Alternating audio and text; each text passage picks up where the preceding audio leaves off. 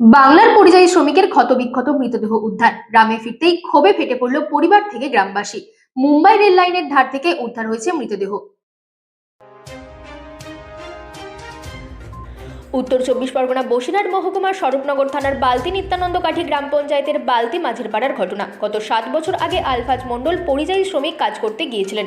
Mumbai metro rail স্টেশনের জন্য ঠিকাদারের আন্ডারে কাজ করত। থাকতো মুম্বাইয়ের ঢাকিয়ার রোড এলাকায়। গত চলতি মাসের 2রা ফেব্রুয়ারি সোমবার দিন রাত্রি 8টা নাগাদ কাজ থেকে ফিরে ট্রেনে করে ঢাকিয়া রোডে ফিরছিলেন। তারপর সেই নিখোঁজ হয়ে যায় মঙ্গলবার রাত 2টো নাগাদ। মুম্বাই পুলিশ মুম্বাই মসজিদ বন্দর থেকে স্টেশন সংলগ্ন রক্তাক্ত ক্ষতবিক্ষত মৃতদেহ উদ্ধার করে মঙ্গলবার সকালবেলা তার পরিবারকে জানায় নিখোঁজ পরিযায়ী শ্রমিক আলফাজের মৃতদেহ উদ্ধার হয়েছে। হঠাৎ কি হলো, কেনই বা নিখোঁজ হয়ে গেল? তারপর রক্তাক্ত মৃতদেহ রেল লাইনের ধার থেকে উদ্ধার হলো। ইতিমধ্যেই তার মৃত্যু নিয়ে রহস্যের দানা বেঁধেছে।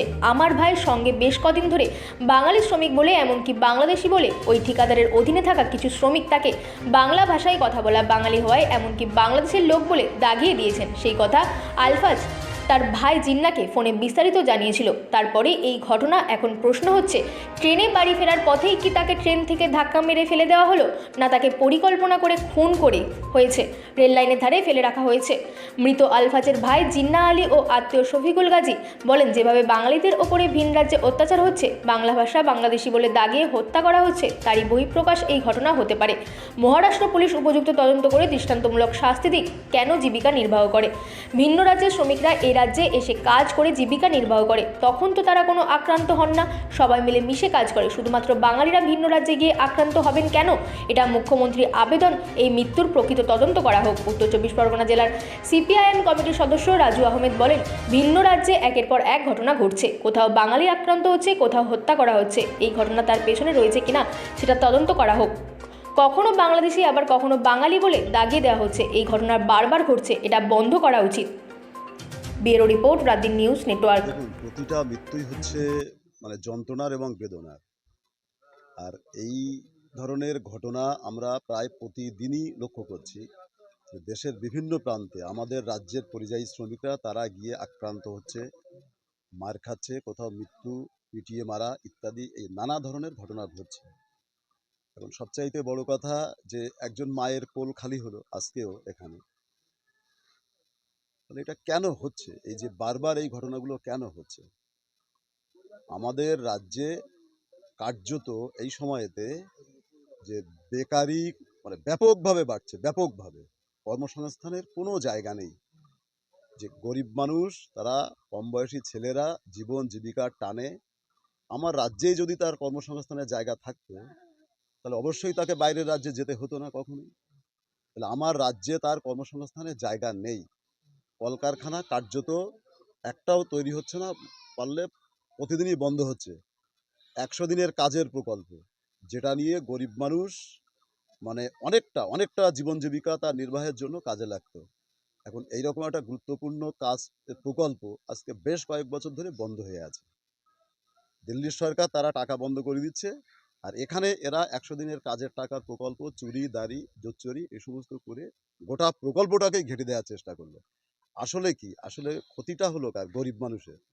অসংখ্য আমাদের রাজ্যের লক্ষ লক্ষ গরিব মানুষ, প্রান্তিক মানুষ, শ্রমজীবী মানুষ, তাদেরই ক্ষতি হলো। তাহলে আজকের এই যে মৃত্যু, এই মৃত্যুর দায় তাহলে কার? ওখানে তার মৃত্যু হয়েছে, কিন্তু আমাদের রাজ্যের রাজ্য সরকারের কি এই দায় নেই এই মৃত্যুর পেছনে?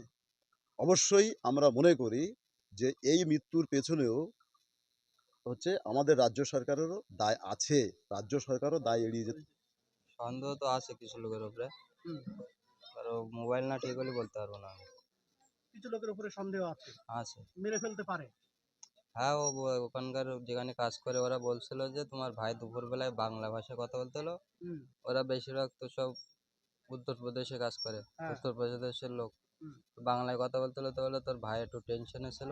হুম। ওরা আর কিছু বলিনি, করে ওরা বাংলা বোঝে না। সেখান থেকে কোনো দুর্ঘটনা ঘটাতে পারে তারা। হ্যাঁ, ওটা বলতে পারবো না, কারণ ওর পরেও আমার ভাইয়ের সাথে আমার কথা হয়েছিল। হুম, আর ওর বন্ধুরা আছে, ওরাও কথা বললো হুম। 8টা অব্দি। কি বললো সেখানে? তরকারি কাটতে তাড়াতাড়ি শোবো আজকে, হুম। তরকারি কেটে রাখ, আমি বাড়ি আসছি। তারপরে? তাও ফোন কেটে দিয়েছিল। তারপরে থেকে নিখোঁজ। হ্যাঁ, তারপরে আরও লোকের সাথে কথা বলেছিল, ওরা আরও বন্ধুরা আছে তাদের সাথে কথা বললো, বললো 28 বন্ধু, আমি কথা বললাম। তারপর আর খোঁজ পাওয়া যায়নি। ও পুরো ফোন করছিলাম তো ফোন তুলছে না কেউ। তোমার নাম? জিন্না আলী। হ্যাঁ, আমরা গতকালকে এই খারাপ খবরটা আমরা শুনলাম। ছেলেটা অল্প বয়স, পেটের তাগিদে দীর্ঘদিন বোম্বাইতে কাজ করে। মুম্বাইতে কাজের সূত্রে ওখানে উত্তরপ্রদেশেরও কিছু লোকজন, তাদের সাথেও তার ওঠা বসা ছিল এবং বেশ দীর্ঘদিন কাজ করার পরে হঠাৎই গতকালকে আমরা একটা খবর পেলাম যে ছেলেটা রেল লাইনের ধারে পাওয়া গেছে। এবং এর পিছনের রহস্য কী? একটা 23 বছর বয়সের জ্বলন্ত যুবক, কোনো অসুবিধা ছিল না, তার কোনো রোগশোক কোনো কিছুই নেই।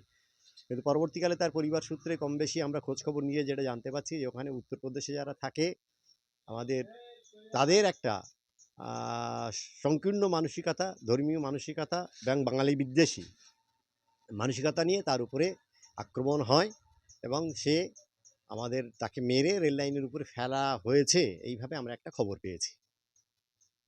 এবং আমরা দ্রুততার সাথে উত্তরপ্রদেশ যারা আছে তাদেরকে চিহ্নিতকরণ করে বোম্বাই পুলিশের কাছে আমাদের আবেদন যে অন্তত